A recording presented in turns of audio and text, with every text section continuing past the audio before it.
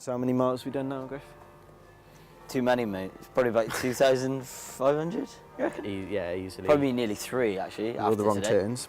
So Frankie was really good, and then who do we have? Holger in Frankfurt. Yeah.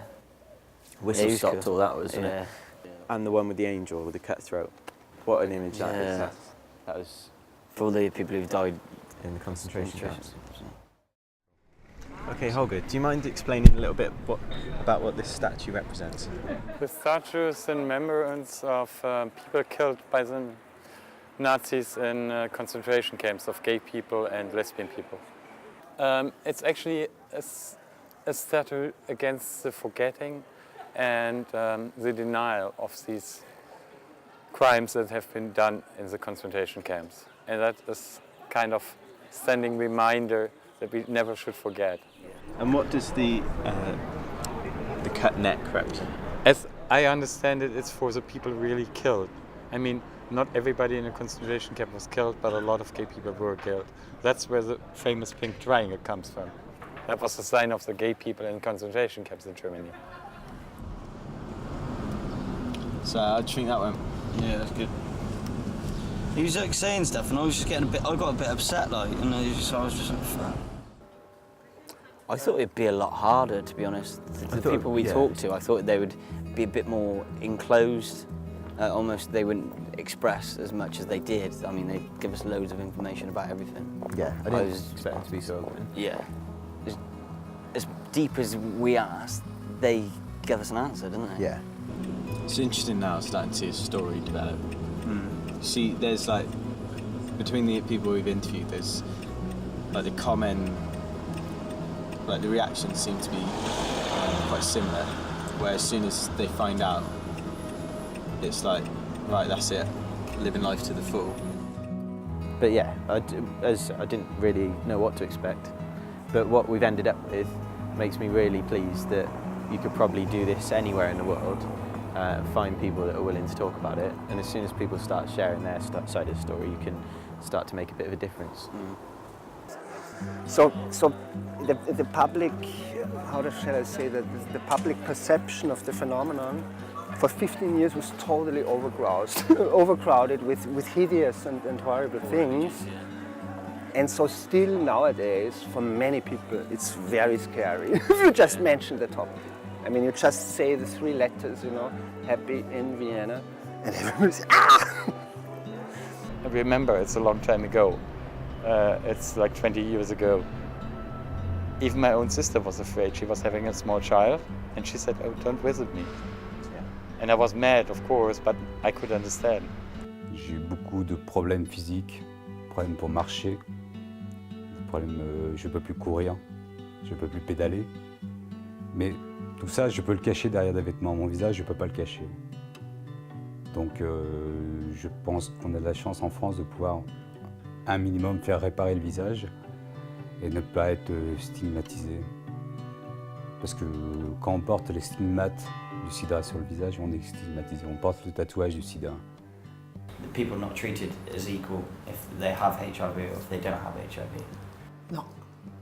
No, noi abbiamo una legge che può prevedere il test dell'HIV. Violando un po' la legge, però le persone non denunciano, quindi noi dobbiamo intervenire dal Parlamento.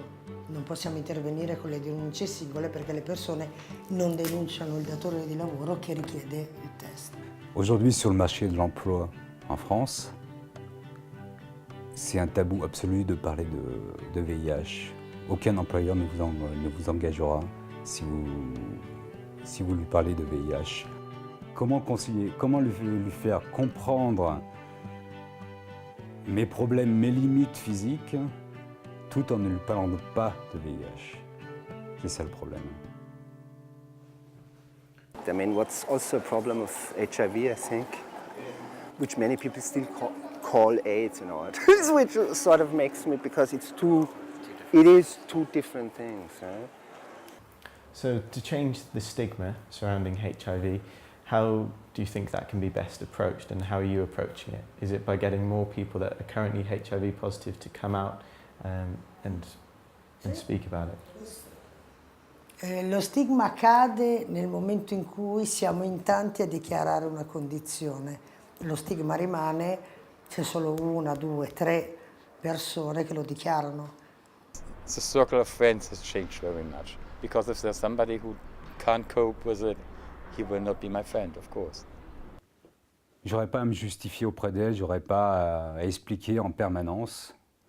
Et quelque part, j'aurais pas à ramener à l'état de malade en permanence. Lo stigma lo facciamo anche noi persone con HIV, ci autostigmatizziamo, quindi non possiamo sempre dare la responsabilità agli altri. Se le persone con HIV non dichiarano senza problemi la propria sieropositività, diamo spazio agli altri per stigmatizzarci. Quindi credo sia arrivato il momento di assumerci anche noi pazienti le nostre responsabilità. Ça, c'est un sentiment qui est très désagréable, d'être toujours ramené au VIH comme si j'étais le VIH. Non, non, je suis pas séropositif, je suis humain avant. C'est ce qui compte. So I think there's been some similarities in all of the interviews, and there's been some real contrasts as well. Particularly, I think, with discrimination in each country. Yeah. That changes every country you go to. Yeah. And stereotypes change every country you go to. The treatment seems to change a little bit as well. Some people were taking 72 pills when they started it, some people 4. Yeah. Affects people in different ways. Can affect the brain, can affect the body. 72 pills in a day, that's just nuts. It's impossible, isn't it? It's like spend half the day taking pills. Yeah. So I think that side of things I never knew about. No. The treatment, how it affects you. So that was really, really interesting. With the work outside of, that you're doing outside of HIV and AIDS, do you have any sort of personal passions, anything that you sort of take pleasure in doing? Art, music, life. I used to have a horse, unfortunately not anymore, so I love horse riding. I also love reading, but most of the time I have to read is about HIV, unfortunately. So As long as it's loud, it's bright, it's gaudy, I'm loving it.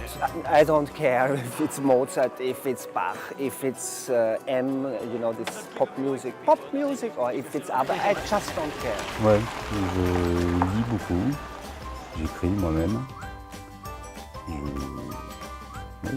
Je fais du sport, je fais de la natation.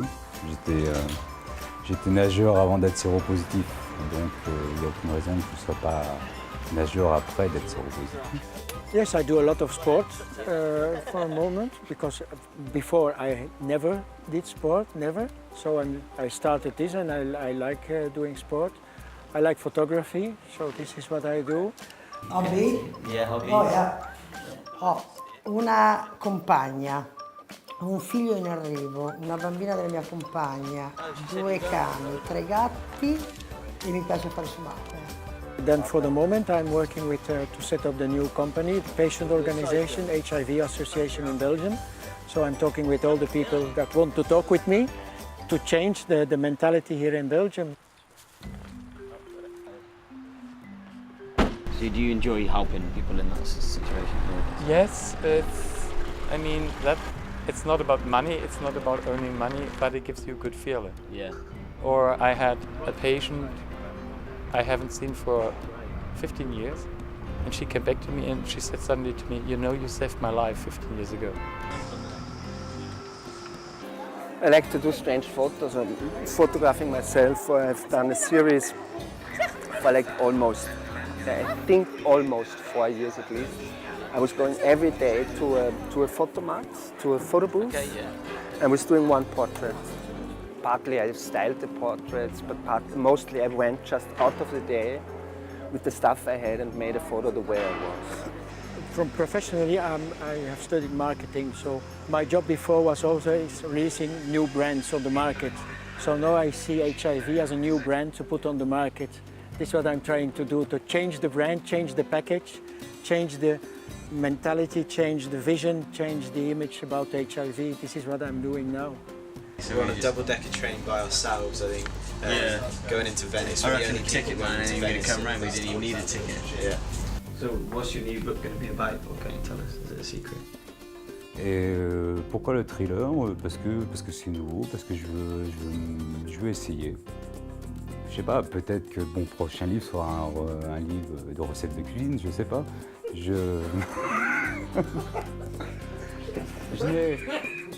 Il n'y a aucune raison que je reste enfermé dans un genre.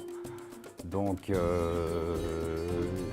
à mon avis, je ne tenterai pas le livre de recettes de cuisine parce que ça risque d'être assez catastrophique. Hein.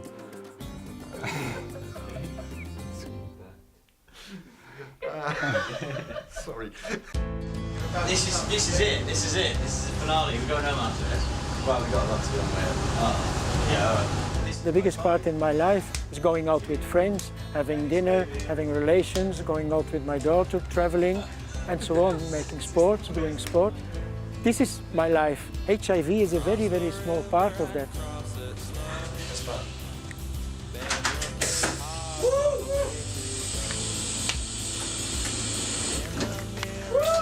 No one here. Where's the reception part? Not money, not being in the public, not being filmed. That's not the point. But helping people, that's the story behind it. And to see how even little things can make a difference. La mia evoluzione è stata da attivista singolo, associazione, fondare un'associazione e ora cerco di occuparmi della parte regolatoria, quindi di fare le leggi per l'HIV, di incentivare a livello regionale politiche di HIV. Quindi il mio lavoro ha avuto una evoluzione e sono contenta che NPS sopravvive e sopravviverà nonostante me. Credo che questo sia il più grosso risultato personale.